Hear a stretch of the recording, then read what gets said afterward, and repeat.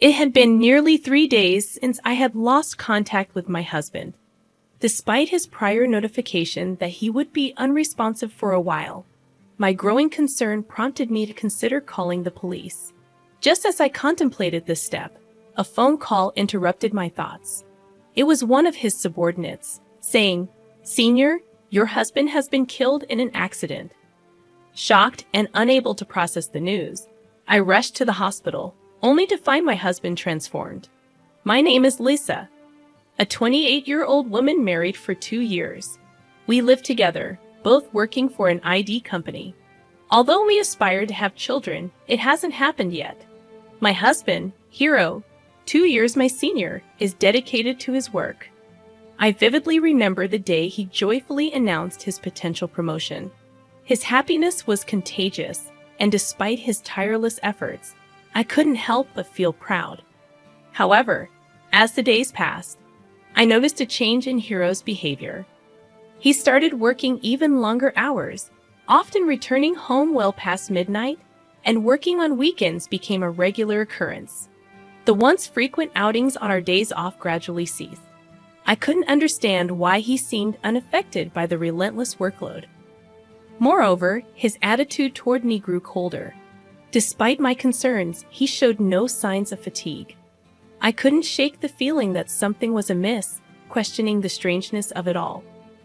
Determined to address the growing concerns about my husband's changed behavior, I waited for him to return from his overtime work. As he walked through the door, exhaustion evident on his face, I mustered the courage to broach the subject. "Can I talk to you for a minute?" I asked. His response was curt. "What is it?" "I'm tired and want to go to bed early." I pointed out his habitual late-night phone use before sleep, suggesting it might be affecting his rest. His defensive reaction was swift. "What I do with my free time is up to me, right?" Undeterred, I questioned his seemingly excessive workload, especially after his recent promotion. His expression momentarily hardened, and I seized the opportunity to express my concerns about the toll it was taking on him. "You work too many holidays, and it's not fair to make your employees work so hard," I said. His response was dismissive. "I can't help it. You can't understand what I do. I'm tired, and I'm coming home, so don't meddle." With that, he left the living room, leaving me in turmoil. The unease lingered, and one fateful day, after a work-related accident that left me bruised and hospitalized, I desperately tried to reach him for support. However, my attempts were met with silence. Hours passed, and frustration built as my husband remained unresponsive. Finally connecting with him, I explained the urgency of the situation. His response, filled with indifference and an unexpected lack of concern, left me speechless. "I'm sorry, but I'm in an urgent situation." "What do you mean?" "I was in an accident on my way home and had to be hospitalized. I have pain all over my body, but they said it was nothing life-threatening." "What are you doing to me?" His callous reply, urging me not to get into an accident when he's busy and disclaiming responsibility for my car, left me stunned and at a loss for words. I had asked my husband to bring me a change of clothes, a simple request in light of the accident that had left me hospitalized. However, his response was far from supportive. "Why should I do that? I'm tired from work, and I have to go all the way to the hospital for some idiot who had an accident because of her carelessness," he retorted, labeling me as the cause of the mishap despite it being the fault of the other driver. His harsh words stung, and he refused to come to the hospital or respond to my messages, leaving me on my own. The abrupt end to our call resonated in my ears, bringing me to tears. It was disheartening to see how indifferent he had become, prioritizing work over my well-being. With no family nearby, I had no option but to procure what I needed from the store. Despite numerous attempts to contact him, 3 days passed without a response. The worry intensified as I considered various possibilities, including the unsettling thought that he might have been in an accident himself. Just as my concern reached its peak, a knock echoed in my hospital room. Answering the door, I was greeted by Yuri, a colleague I typically got along with. Grateful for her visit, I explained the situation. Yuri expressed her surprise upon learning about the accident and reassured me that, despite the severity of the incident, I was fortunate to be doing well. As we conversed, the visiting hours came to an end, and Yuri, preparing to leave, hesitated. Her troubled expression hinted at something unspoken, as if she harbored concerns or information she was hesitant to share. Anxiety gripped me as I nervously questioned Yuri. Is something wrong? She hesitated before responding. I'm sorry, Lisa. I don't think this is the right time to say this, but I saw something. I saw Lisa's husband walking with Misa. The revelation hit me like a tidal wave. What? When was that? I asked, my mind racing to piece together the timeline. Misa, a junior employee at our company, had been under my mentorship since her early days. We still shared weekly lunches, maintaining a connection that spanned several years. The last time Misa and my husband crossed paths was likely at our wedding. Could it be that they had met then? The impossible notion sprouted in my mind, and I couldn't dismiss the worst-case scenario. Yuri recounted her observations from 3 days ago, mentioning Misa carrying a case. A sinking feeling enveloped me. I contacted my husband's office, confirming Yuri's account. He had indeed taken paid leave 3 days ago. The pieces fell into place, confirming my fears. The man I loved and the junior colleague I trusted had betrayed me simultaneously. The realization struck hard. Had the relationship begun even before his intensified work schedule? Each instance of his suspicious behavior replayed in my mind, and the truth became painfully clear. Subconsciously, I had been calling him repeatedly in the past few days, knowing he wouldn't answer. Yet, I refused to let him off easily, persistently ringing until he finally answered, his voice filled with displeasure. What's the matter with you? You're so persistent. I told you I wouldn't answer for a while. What's so important that you can't respect that? I'm working every day. I'm at work every single day, my husband retorted defensively. Unconvinced, I countered. You've taken a holiday until tomorrow. What on earth are you doing? His hesitation was palpable, as if he still believed he had room for deception. Swiftly, he began to weave excuses, denying any time off. I cut through his attempts to play dumb, stating, I'd already checked with the company. I know everything. Just confess. Frustrated and perhaps realizing he could no longer conceal the truth, my husband admitted, I'm exposed, right? That's right. I'm traveling with Misa. If you understand, don't interrupt me, ugly. His callous words stung.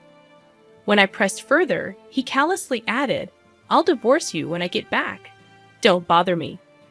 The phone call ended abruptly, and with it, the love I had for him transformed into intense hatred. The betrayal was unforgivable. Determined to take matters into my own hands, I vowed revenge. However, before I could act, fate intervened. The next day, discharged from the hospital and able to move around, I'd opened my phone to seek legal assistance for revenge.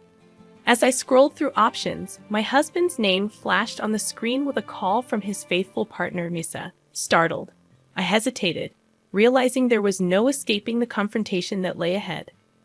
I answered the phone with trepidation, and Misa's trembling voice immediately reached my ears. Hello, Lisa Sr. I'm sorry. It's common sense to apologize in person, not over the phone. I responded, trying to maintain composure despite the unexpected call. Acknowledging the unconventional nature of the apology, Misa pressed on, explaining, Yes, that's right, but I don't have time for this. Before I could react, she dropped a bombshell that left me in shock. Lisa Sr., your husband died in an accident. Stunned, I struggled to find words. What are you talking about? Hiro is on a business trip with you right now, isn't he? I countered, desperately clinging to the hope that there was some mistake. Misa proceeded to share a heartbreaking story. According to her, on their way home from the airport, both she and my husband were involved in an accident. Hiro had been hit by a car, and despite her immediate call for an ambulance, he showed no signs of life. The news was too much to comprehend. I hung up the phone, quickly informed the nurse of the situation, and rushed to my husband's side. Contrary to my expectation of finding him in a mortuary, Hero was still alive, but seriously injured. The accident had left him with broken bones, and he was now on crutches. Amidst the chaos, Misa arrived breathless. Her shock was palpable as she realized my husband was still alive. Knowing that Hiro was in critical condition, I informed Misa that we would discuss the matter at a later date and decided to leave the hospital that day. In the ensuing days, Hiro managed to survive, but the accident left him paralyzed from the waist down, confining him to a wheelchair. His parents-in-law, upon learning the details of the affair trip, expressed fury. Despite any personal feelings they may have had, my in-laws unequivocally scolded him, blaming him for bringing this upon himself through the affair. I made a call to both Misa and my husband, intending to discuss the situation. Upon entering my husband's hospital room, I was taken aback by the loud argument that greeted me. "If you hadn't pushed me that time, I wouldn't be in this situation. It's all your fault," my husband accused angrily. Misa retorted, "You're the one who suggested we go that way. Don't blame others. You insisted on the trip, and that's what got us into this mess. I paid for the whole trip. I want my money back in payment for my medical treatment." The heated exchange continued, each blaming the other without a hint of awareness regarding my presence. Frustrated, I reached my limit. With a forceful push of the hospital room door, I took a deep breath and sternly declared, "Stop arguing. This is neither the time nor the place. Hiro needs us now more than ever, and we must support him. You cheated on your wife in the first place. Take your blaming elsewhere." Lissa Sr., finally noticing me, tensed up. Unperturbed by her reaction, I continued, "How can you two fight under such circumstances? Do you realize the gravity of the situation?" Hiro, the first to respond, attempted to reassure me. "Lisa, don't worry. I'm breaking up with this woman. I only have you after all." Shocked, I couldn't contain my disbelief. "What are you saying now? We're getting a divorce, right?" I exploded, frustrated by the nonchalant expression on my husband's face. "You said it yourself. You claimed you would divorce me if you left or had a fight with your lover. Are you out of your mind? I can't live my life with you, Lisa." "Why?" my husband declared, his tone cutting through the air. Shocked, I responded, "I thought you loved me. Don't be ridiculous. You were the one who blustered and said you were divorcing me. Then, when things got bad, you went back together. Don't ever show your face in front of me again. You'll regret it for the rest of your life." My vehement yelling left my husband in a state of shock, and Misa, who was present, turned pale and trembled. Later that day, I was discharged from the hospital and decided to return to my parents' home for a while. Through my lawyer, the divorce from Hiro was finalized. Both he and Misa were charged alimony, which they paid in a lump sum. As a consequence of this fiasco, Hiro was fired from his job. The money he had spent on the affair was deducted from his company expenses. Additionally, his paralysis from the waist down led to his dismissal, leaving him with only a claim for damages against the company. Finding a new job with his physical condition would prove challenging. Word of Misa's affair with my husband spread throughout the company, resulting in a sudden turn of sentiments against her. Unable to bear the hostile atmosphere, Misa repeatedly missed work without permission. Eventually, she submitted a resignation letter. Now the two of them are unlikely to lead a decent life again. Despite their downfall, I feel no sympathy for them. It's a disaster of their own making. On the other hand, I rented an apartment near my office and started a new life. Colleagues approached me out of concern or curiosity, and while my feelings are mixed and indescribable, I aim to enjoy my own life without being pushed around by others. Silly rumors will soon be put to rest, and I look forward to embracing a new chapter on my terms. Second story. My husband Jack made a startling revelation after receiving his inheritance. "I don't need a life with you anymore. I'm inheriting $5 million. I don't need you when I have that money." His cold words signaled the end of our marriage, marking the culmination of a long period of living together where I felt like nothing more than an obstacle. Little did he know, A significant secret was associated with the $5 million inheritance. Mom, is it true that Grandpa is in critical condition? My daughter Sophie's unexpected question caught me off guard. The serious health problem of Ethan, Jack's father, was supposed to be a secret between Jack and me. Did you get that information from your dad? The only one who might have told Sophie was Jack. Yes, and on a call from Dad, he told me to renounce Grandpa's inheritance. Sophie's words unsettled me, and because of this single phone call, my peaceful life was about to be disrupted. A few days after the call with Sophie, Ethan passed away peacefully. Since getting married, I had lived with Jack's parents, supporting them when their health worsened. It had been 5 years since Jack's mother passed away, and now, with Ethan's passing, the funeral went smoothly. However, just when I thought I was free from tension, my husband's behavior changed dramatically. "What are you doing here? Why hasn't it been cleaned properly lately?" Jack frequently pointed out minor dust and small stains. "I'm sorry, I must have missed it. I'll clean it right now. This place isn't cleaned well either. Do you really clean every day?" "Of course, I clean with the same routine as always." Even though I cleaned just as always, I couldn't understand why Jack was so angry, but it seemed the issue wasn't just about cleaning. "Why are you serving this? I wish you'd pay more attention to the taste when you cook. It's hard when the dishes I put effort into are criticized one by one. Even the dishes he used to enjoy were now unappreciated. Is there something bothering you lately?" I plucked up the courage to ask, but it seemed to worsen his mood. It's useless to deny it. To be honest, the food you make isn't good.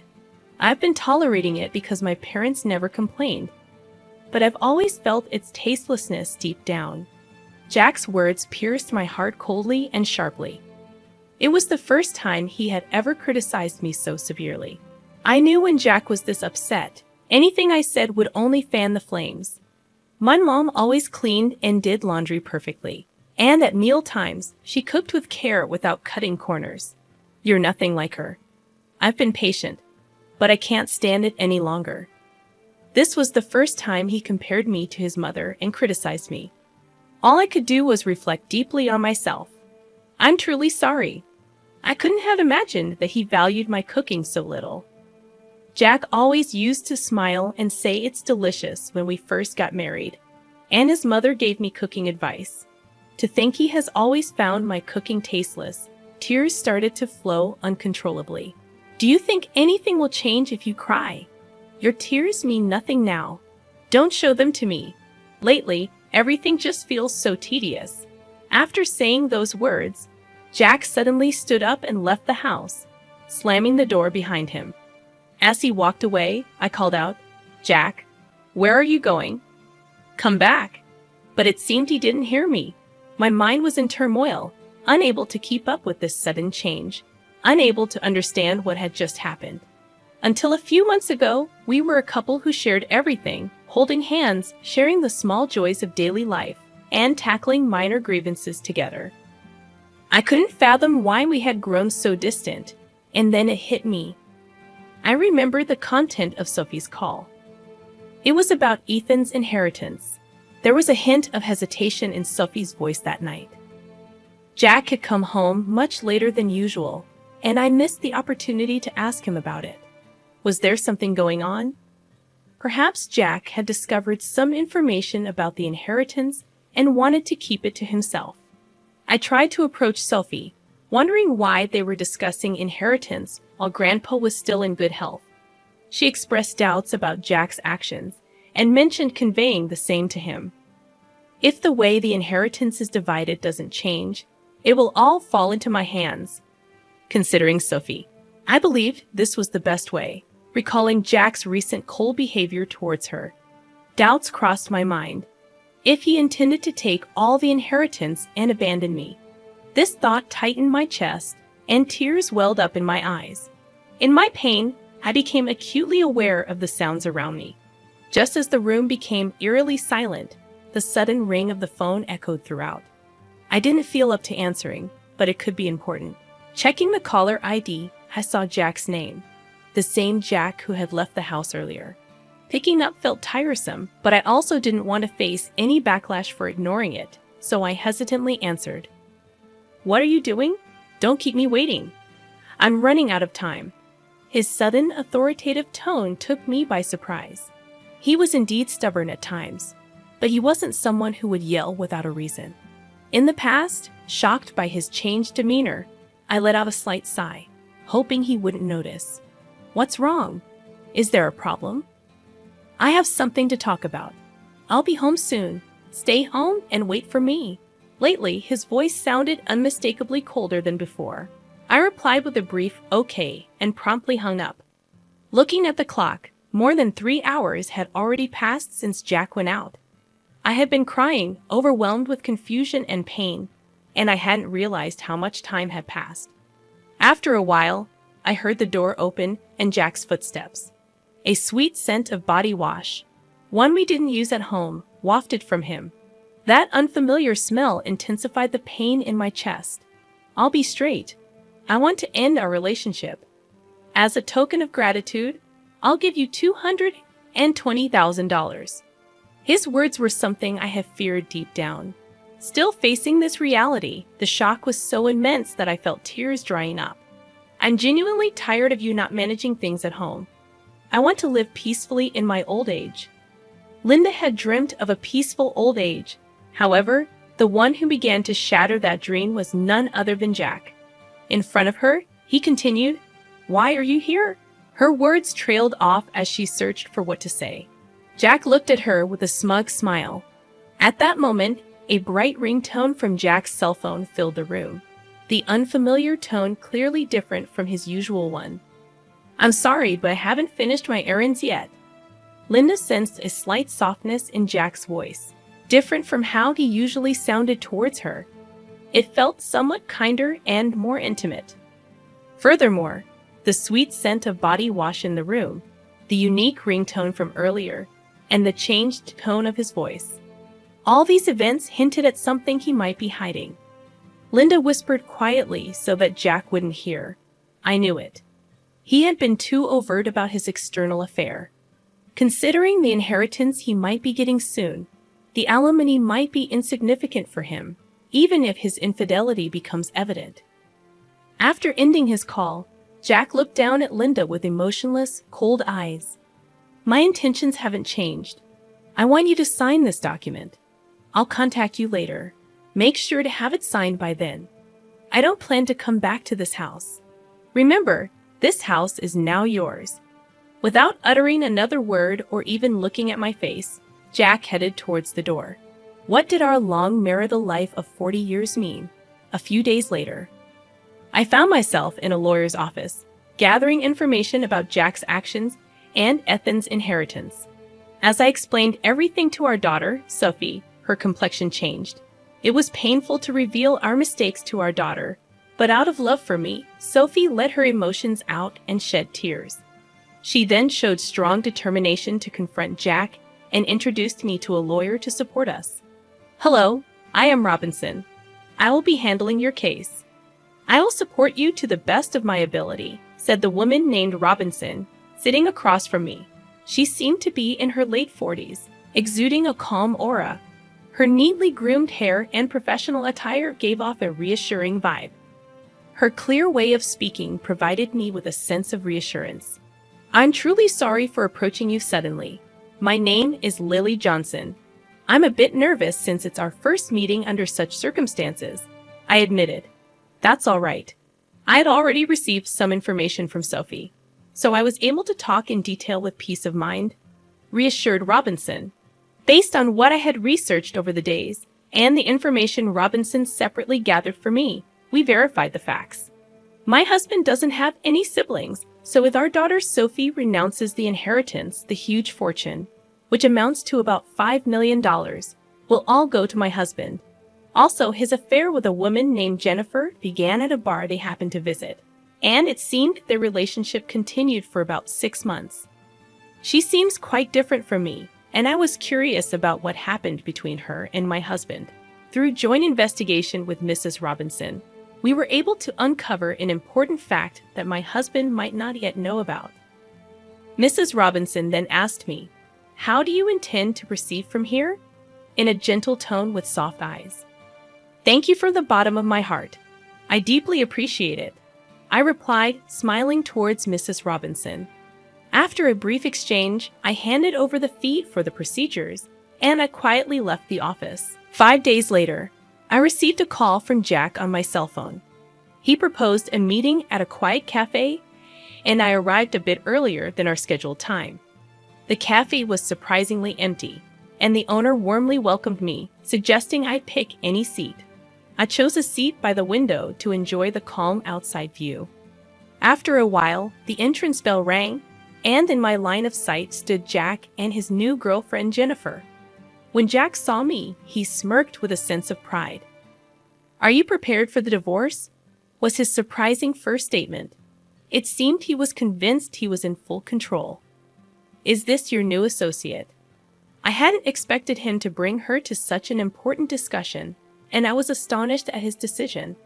I wondered if he was the man I once deeply loved, and whether he had changed because he cheated or if he was always like this.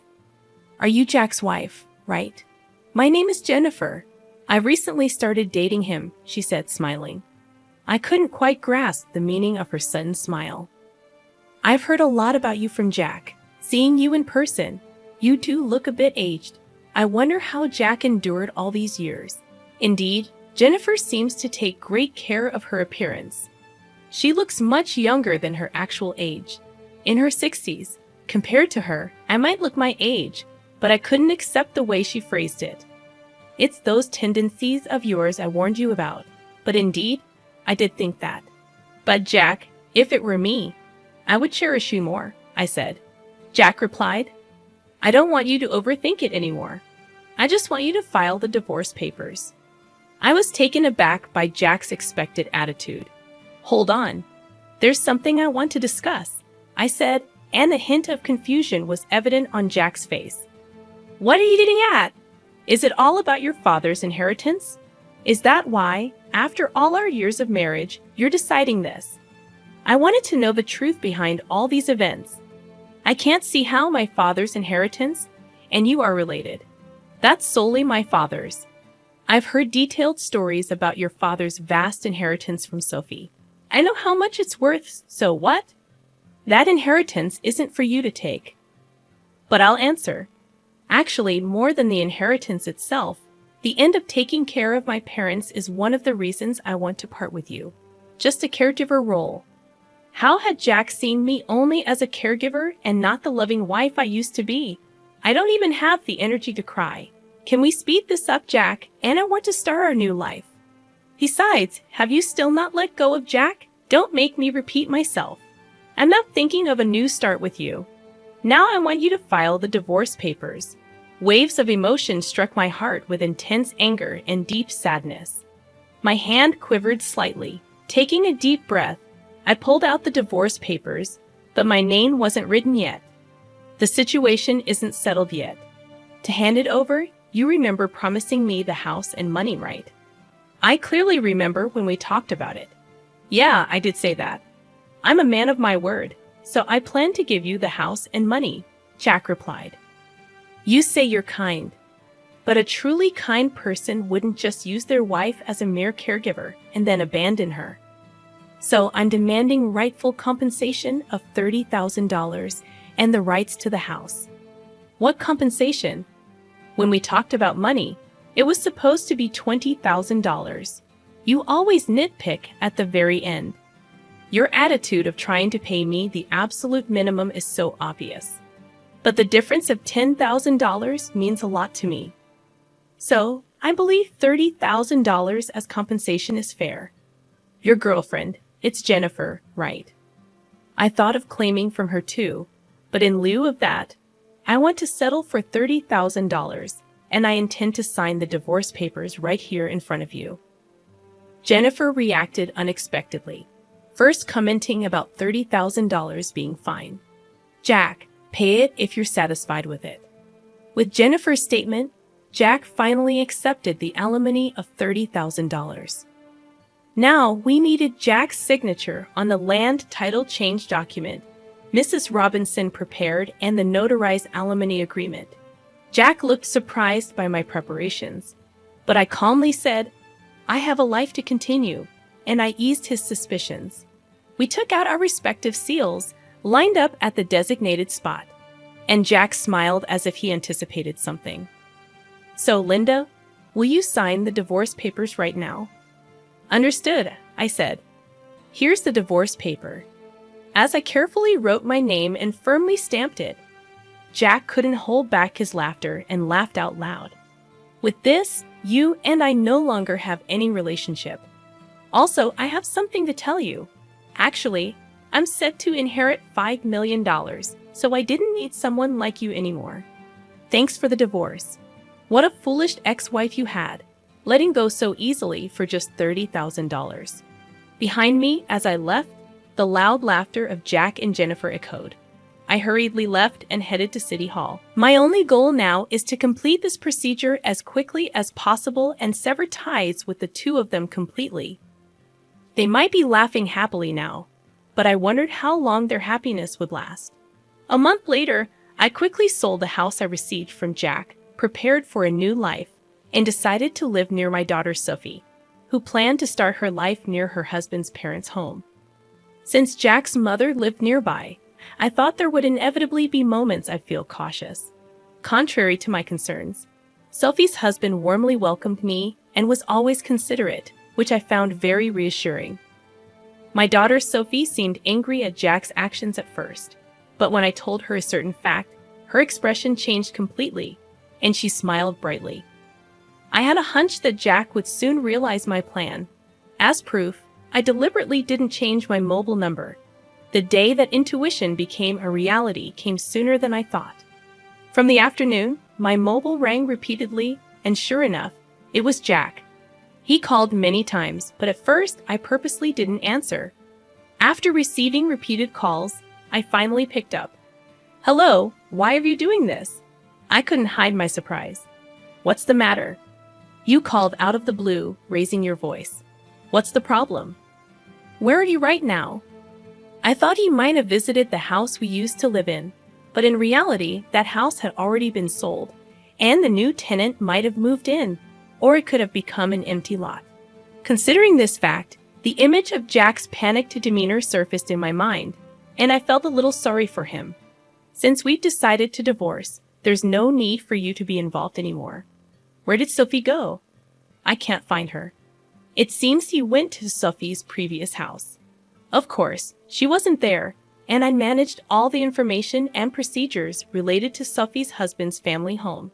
So Jack had no way of knowing. "He seems to have hit a dead end and contacted me." I answered, "Yes, actually, Sophie has moved to a new place."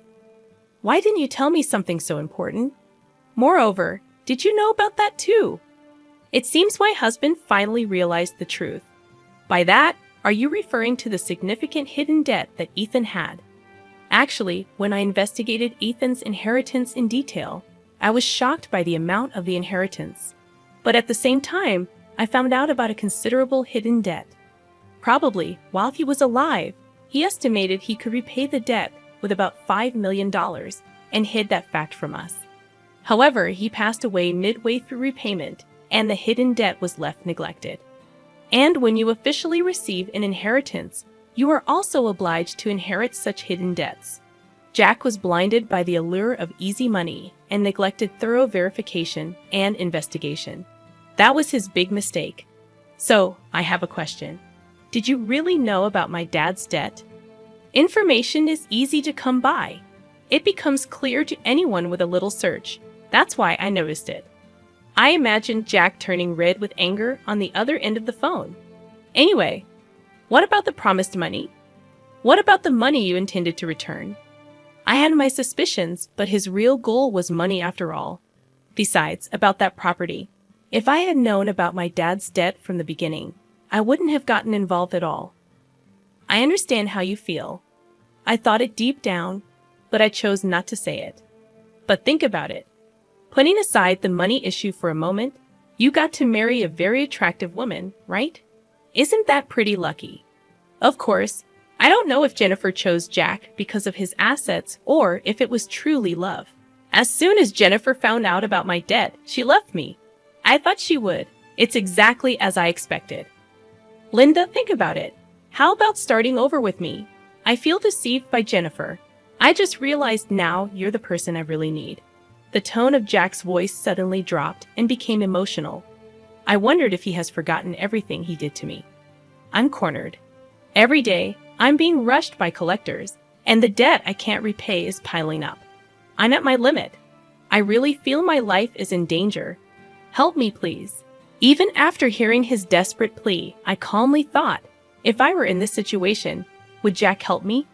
I carefully chose my words and took a deep breath before answering. Right now, I'm living peacefully and am truly satisfied.